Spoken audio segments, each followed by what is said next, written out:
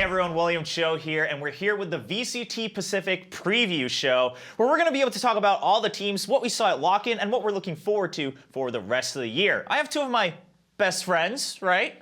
At least in VALORANT, not in the whole world. Yeah, we'll give it that. We got Seth and Clinton over here. You guys want to do a quick intro for the fans? Hello, I'm Achilleos. That's it. That's all I got. You are Achilleos, that is true. I am paper thin, I think. I hope. Okay, yeah. But yeah, lock-in just finished. You were there in Brazil. Let's hear your side first, because obviously we got to watch the games from home. I mean, Sao Paulo, gorgeous. First time in Brazil, so that was a completely new experience for me, but a very grueling tournament for all of the casters, for the teams and whatnot. I mean, going through 32 teams was a pretty wild experience, but it was kind of like a once-in-a-lifetime thing, so it was great. I know you watched a lot of it. You were doing a couple co-streams as well for the DRX games. What'd you think of the overall kind of results and the gameplay?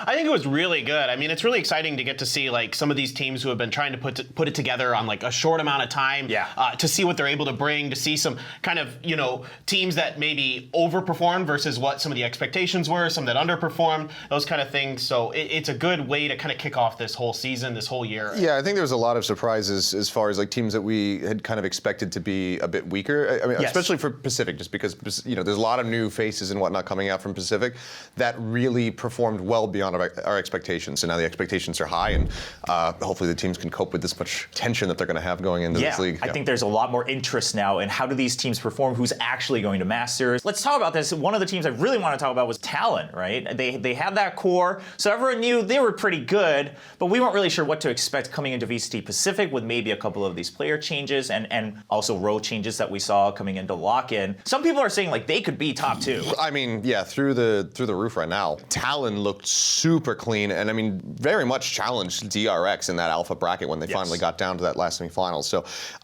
wasn't sure what to anticipate. They looked okay in the off season, but with the pickups of Jip Boys and Garnets, like they just completely fell into their roles and looked super comfortable. So I'm fully anticipating that they very well could be the second place team, if not challenging DRX, because they've already done it once with a little bit more time, with more practice, scrimming around, you know, against all the other teams in Pacific, as well as, you know, the teams that are going to be in challengers from multiple regions. I think that there's a lot more growth that can be there for this team. One maybe, you know, kind of questionable thing a lot of people are beating around the bush about is Patifan. Where does he fit in?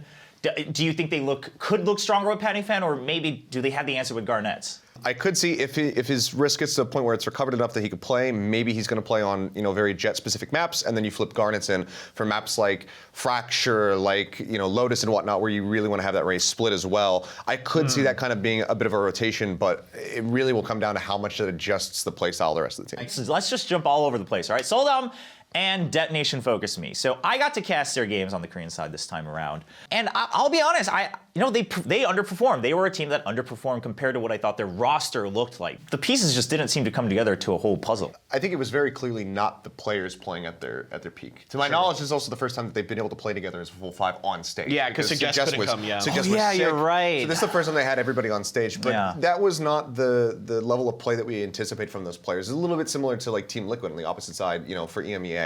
Like there's clearly talent on this roster. I just think that it's going to take a little bit more time to have it really all come together. So I'm hopeful that they'll be able to improve before the start of the league. Okay, let's have you guys pick one of the teams that you want to talk about the most. That's not DRX. I'll let you go. Damn, that was my whole list. Yeah, I was just like, I was only going to talk about DRX. That's all I want to talk about. No, I think, I mean, just because we're kind of on the topic of DFM, it's a team that needs to find their identity and really find their groove and whatnot. I think one of the other ones that's kind of like that in the league is going to be RRQ. Oh, okay. Okay, this went a different direction than I thought. Another team that, you know, unfortunately did go out in the first round. They weren't able to get their win, but I know that the team is taking a very good approach about how they're supporting this roster. They're giving them great facilities and whatnot to practice in, and they're also not setting like the highest of expectations on these players, because while they do have those veterans in Tevital and Flipscheider, they also have these three new players, so they're not going out the gate and saying like, you guys have to hit first, you know, we got to be a dominant force. They're saying like, you know what, like this is going to be a longer term project and whatnot. We are going to be building up these players to become a very scary team within the region. So I like the approach. They're putting as little weight on the shoulders of these young rookies as humanly possible to make them feel as comfortable as possible. All right, speaking of projects, I think this one everyone around the world agrees on is Global Esports. I'm really hopeful for them in the future because they've shown a lot of promise here. So I think that as time continues to go on, you build up those synergies, they could be a very scary team that's contending for the top four. And I've heard from a lot of different teams across a lot of different regions. Word on the street. Word on the street is is GE is pretty damn good. Like they're really good. And this is like a lot. I've heard this now from multiple different regions, multiple different teams, that they are really good when you play against them like offline. Okay, so I got the team I really want to talk about. Okay. There were some big roster changes that were just announced with this team. Gen G. First of all, I was excited about this team even before the roster changes, but now with Sylvan and Goddead coming in, Sylvan in particular, I am super excited about. I think he's the second best controller in Korea behind Mako. Just an unbelievable talent. He's so clutch. He's got a lot of those same kind of characteristics that some of the best controllers in the world have, where he's cagey, he's smart, and he's also reliable as a guy who you can have as not just a side anchor, but who can come in and win you rounds when things look bad. So I'm really excited about this. I was already excited about them. I think TS is doing a wonderful job shot calling with this team. Bale's a great coach. Meteor, of course, we know he's a known quantity as a duelist, a very, very talented player. I think this team is going to surprise. I'm really, really looking forward to them playing this year. I mean, one of the things that I wanted to see the most from Gen G at lock-in was how King was going to perform. Because we saw some ups and downs from him when he was playing on Onslayers, and it was just like, okay, has he not really found the groove? Now here, I mean, granted, we only got to see them play one series. Yeah, also in Loud series. But it was also an incredible matchup. Yes. And they were able to push Loud in ways that we had never really anticipated. And King was a really big part of that. His Viper that he was playing on Pearl was just nasty. And it's good to see that King is back to just kind of being the king of side anchors. I think with Bile there being the coach, this is going to be a team that you have to watch out for that could definitely be challenging for the crown in the Pacific League. So, I mean, I definitely have my eyes trained on these guys. DRX, did they perform better, worse, or exactly as you thought they would? I would say slightly worse. Slightly worse. Slightly worse. Slightly worse. Okay. Slightly worse. I thought they'd get to the finals. I thought they were pretty favorites to make it to the finals, if not win the whole thing. Granted, Fnatic looked terrifying, so if they had gone up against them, who knows how the hell that goes. But there was definitely a lot of shakiness from them that I kind of didn't really anticipate, given that they have played in front of a large crowd at this point. So I thought that they would be able to deal with that a little bit better, but we did see a decent amount of inconsistency from them. Again, that really slow start to the series, having to be in a position to reverse sweep again, much like we saw from them versus Optic.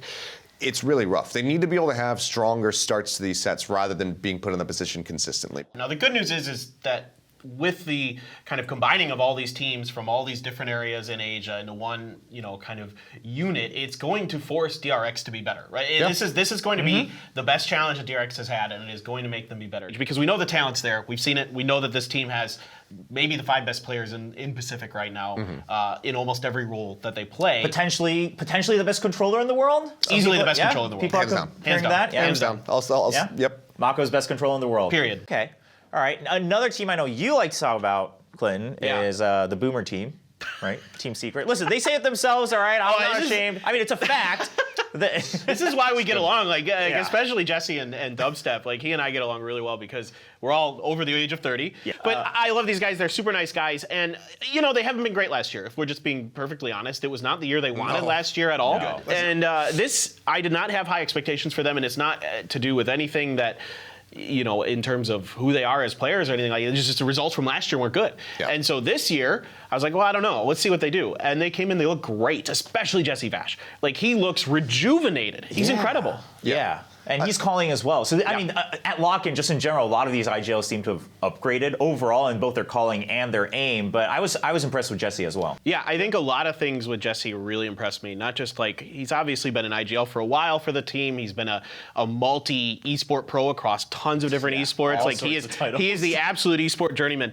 But beyond that, he's the oldest player on the team. And now he's leading by example. This is what I think is really important for Secret, and what gives me a lot of confidence for Secret this year is that Jesse's leading by example. He's coming out there and he's not only calling good games, but he's playing out of his mind. His aim is improved. He's clearly putting in the work and the time behind the scenes, and he looks really, really good this year. So I think that's great for all the young players they're bringing in and kind of the future of Team Secret as they go on in the future of the VCT. Yeah. Let's talk about T1, another team that only got to play one series. There's two things that I really took away from their series. One was that Furia were way better than I anticipated. Well, yes, Furia was very good.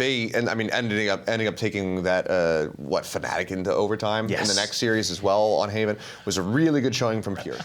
Second thing that I learned, Carpe, very good. Very damn good at playing this game. His aim is looking crisp. He was the biggest question mark going into this tournament about how he was going to perform. He showed up in this event, and it looked like he was the only player on T1 that showed up at this event. He was absolutely the best player that they had in that lobby, which is surprising to say, considering that you have so many career Valorant players now in Zeta and Munchkin. Yeah, if all of these gears start clicking together for T1, this could be a very scary team. Could be second or third best team in the Pacific region, I think. Because, you know, we've seen what Saya player is capable of when he was on the guard. We've seen what all these players have been capable of on different teams. Now it's just getting all the, you know, like I said, all the gears clicking together so that it functions as one engine and they can all roll with it. The way you put it, I do agree with that, right? Where the biggest question mark has now become a solid foundation.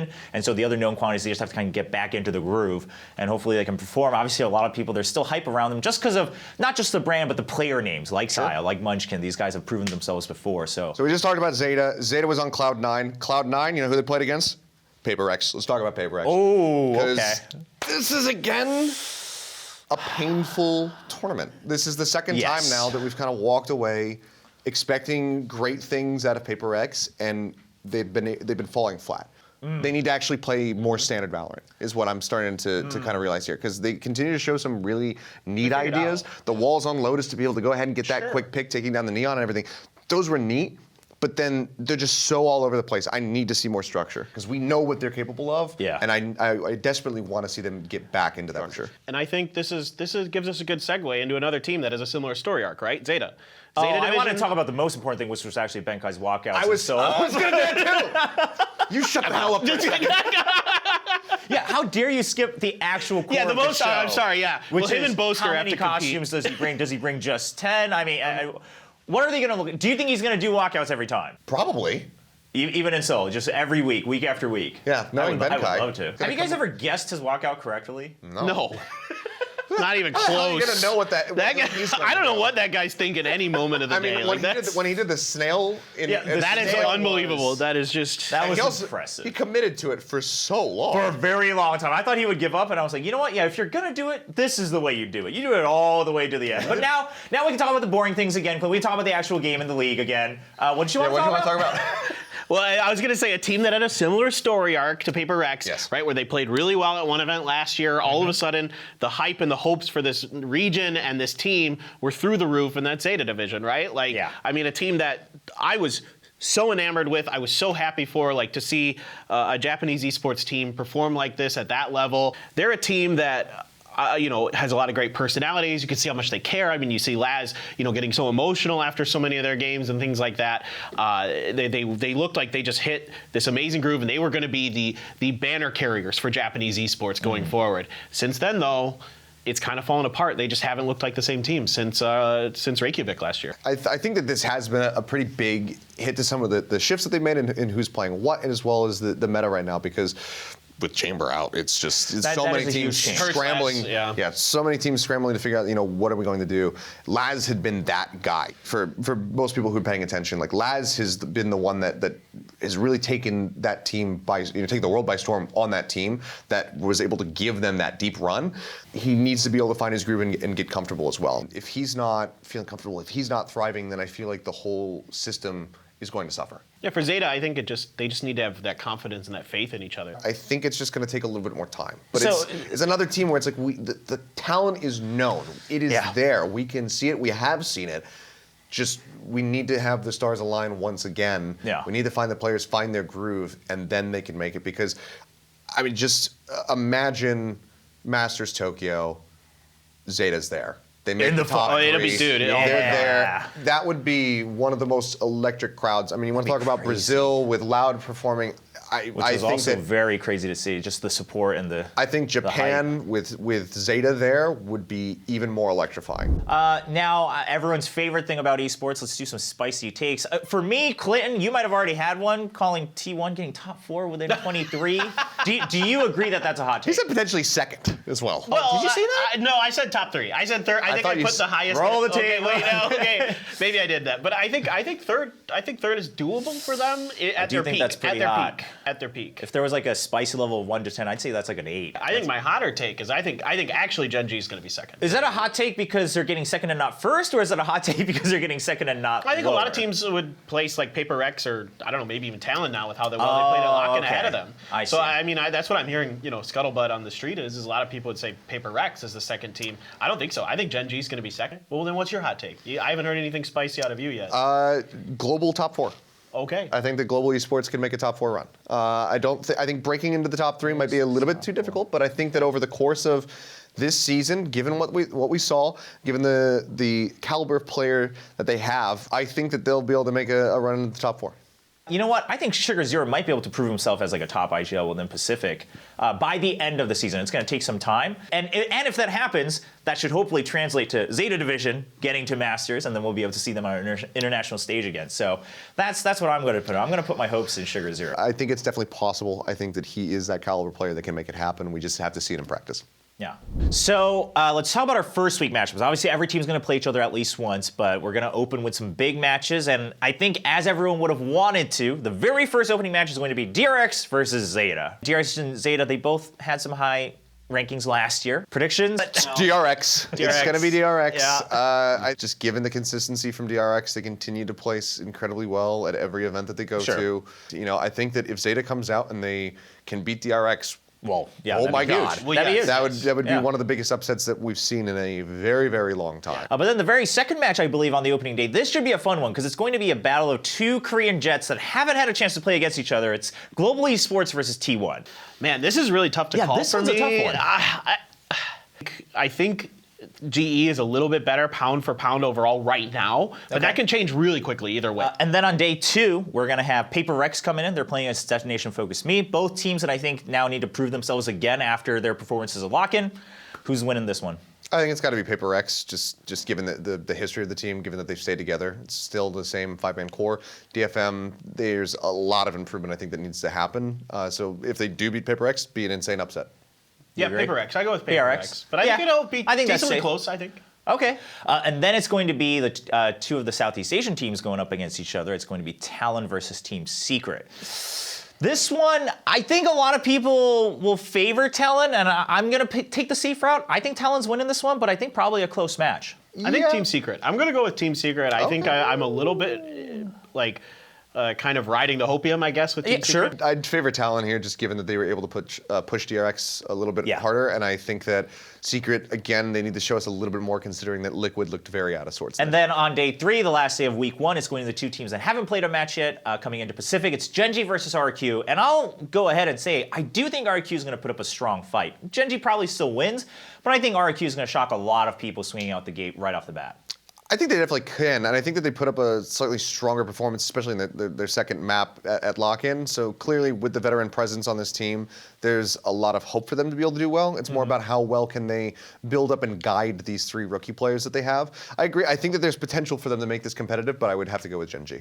Just before we wrap up, I mean, how do you think Pacific's going to do overall, not just at Masters, but by Champions? You think Pacific's really going to continue to prove to everyone that this might be the strongest region? This is our year. I'm on record saying this, that I think DRX is going to be in the finals at Champions this year. It's an inevitability. Yeah, DRX is going to be the finals, but then it's going to be another Pacific team, and they're going to win. See, that would be the best. That would be the absolute prime timeline right there. I mean, that'd be crazy. Whichever team wins. Right? It's going to be DRX versus Sentinels in Los Angeles, and everyone's going to be there wearing their Sentinels jerseys. Koreatown's going crazy in LA. And then Buzz is just gonna dash and blade storm all over their faces, and it's just gonna be a slaughter. I mean, again, it'd be great to see not just yours, but any Pacific team in a finals. That's the next step, right? We've seen Pacific teams get 3rd place countless times now.